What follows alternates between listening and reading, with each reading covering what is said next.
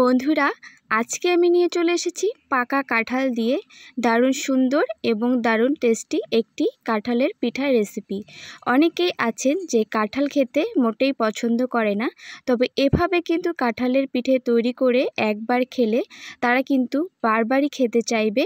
ভীষণই টেস্টি হয় এই কাঁঠালের পিঠাটা। তো চলুন শুরু করছি। নমস্কার বন্ধুরা, মায়ের ছোট্ট রান্নাঘরে নতুন আরেকটি রেসিপি দেখার জন্য আপনাদের সকলকে ওয়েলকাম জানাই। আর প্লিজ ভিডিওটিতে একটি লাইক করে ভিডিওটা শেষ পর্যন্ত দেখার জন্য আপনাদের কাছে অনুরোধ রইল। প্রথমেই আমি নিয়েছি এখানে পাকা কাঁঠালটাকে প্রথমে আমি রস করে নিলাম। এবার নিয়ে নিচ্ছি চালের গুঁড়ো। এখানে আমি আতপ চালের গুঁড়ো নিয়েছি 1 বাটি পরিমাণ। এখানে আমি চালের গুঁড়ো নিয়েছি। এবার এই চালের গুঁড়োটাকে শুকনো খোলায় একটু ভেজে নেব। এই চালের গুঁড়োটা ভেজে নিলে কি হয়, এর থেকে এই চালের গুঁড়োর কাঁচা গন্ধটা চলে যায়। পিঠাগুলো খেতে কিন্তু বেশ মজাদার হয়। তো আমি এখানে 5-6 মিনিট এই গুঁড়োটাকে একটু ভেজে নিয়েছি।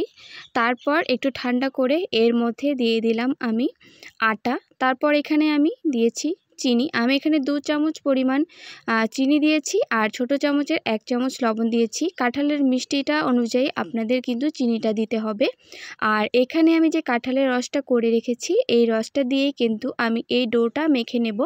আমি এখানে জল দেব না, তবে আপনাদের যদি প্রয়োজন হয়, কাঁঠালের রসটা যদি কম থাকে, তাহলে আপনারা একটু একটু করে জল দিয়ে একটু মেখে নিতে পারেন।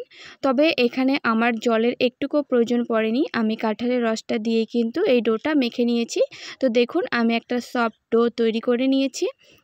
এবার আমি এখানে একটা ছোট চামচ নিয়েছি আর এই চামচটার মধ্যে এই ডোটা থেকে একটু একটু করে নিয়ে আমি ছোট ছোট করে লেচি বানিয়ে নিচ্ছি। এভাবে বানালে কি হয়, সবগুলো লেচি আমার সমান হবে, সেই জন্য আমি যেই চামচটার মধ্যে বানিয়ে নিলাম। তারপর সেই লেচিগুলো থেকে গোল গোল করে আমি এরকম হাত দিয়ে চেপে চেপে আমি এই পিঠেগুলো তৈরি করে নিচ্ছি। এর ওপর এবার আমি ডিজাইন করব। তো সবগুলো প্রথমে আমি বানিয়ে নিলাম। এরকম আমি একটা হাতা নিয়েছি, যেগুলো দিয়ে আমরা পিঠে তুলি। তো এটা দিয়ে তারপর হাতের তালায় এই পিঠেগুলোকে নিয়ে তারপর উপরে কিন্তু এভাবে চাপ দিয়ে দিলে বেশ সুন্দর একটা ডিজাইন তৈরি হয়ে যায়। তো দেখুন কত সুন্দর লাগছে এই ডিজাইনটা। আপনারা চাইলে অন্য কিছু দিয়েও কিন্তু এই ডিজাইনটা করতে পারেন। আর ডিজাইন না করে এমনিতেও কিন্তু এই পিঠেটা তৈরি করা যাবে, কোনো ব্যাপার না।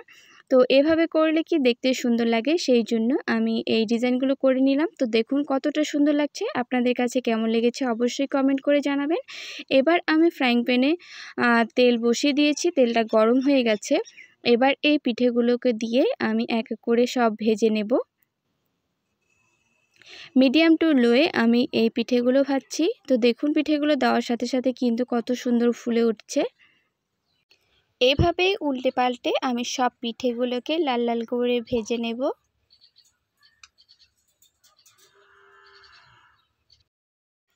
কিছুক্ষণ ভেজে নেওয়ার পর দেখুন পিঠেগুলো কত সুন্দর লাল লাল হয়ে গেছে। এবার এই পিঠেগুলোকে আমি তেল ঝরিয়ে নামিয়ে নিচ্ছি। এই পিঠেগুলো দেখতেও যেমন সুন্দর, খেতেও কিন্তু দারুণ মজার হয়।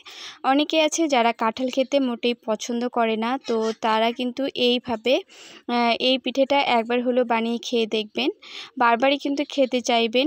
ভীষণই টেস্টি এবং ভীষণই মজাদার। তো আমি বাকি যে পিঠেগুলো আছে সেগুলোও ঠিক একই রকমভাবেই এই লাল লাল করে ভেজে নিচ্ছি। তো এই পিঠেগুলো আমার ভাজা হয়ে গেছে, আমি নামিয়ে নিচ্ছি। দেখুন কতটা সুন্দর হয়েছে, ডিজাইনটাও কিন্তু একদম স্পষ্ট দেখা যাচ্ছে। তো এবার আপনাদের আমি একটা ভেঙে দেখাচ্ছি পিঠেগুলো কতটা সুন্দর হয়েছে। দেখুন ভেতরটা কিন্তু অনেকটা ফাঁপা হয়েছে আর পিঠেগুলো কিন্তু নরম তুলতুলে, খেতে কিন্তু ভীষণই মজাদার। আপনারা একবার হলেও বাড়িতে ট্রাই করে দেখবেন, আশা করছি আপনাদের অনেক ভালো লাগবে। আজকের এই রেসিপিটি আপনাদের কেমন লাগলো অবশ্যই কমেন্ট করে জানাবেন। আর যদি ভালো লেগে থাকে একটি লাইক করবেন, আপনাদের বন্ধুবান্ধবদের সাথে একটি হলেও শেয়ার করবেন। আর আমার চ্যানেলে নতুন কোনো বন্ধু এসে থাকলে অবশ্যই চ্যানেলটাকে সাবস্ক্রাইব করে আমার পাশে থাকবেন।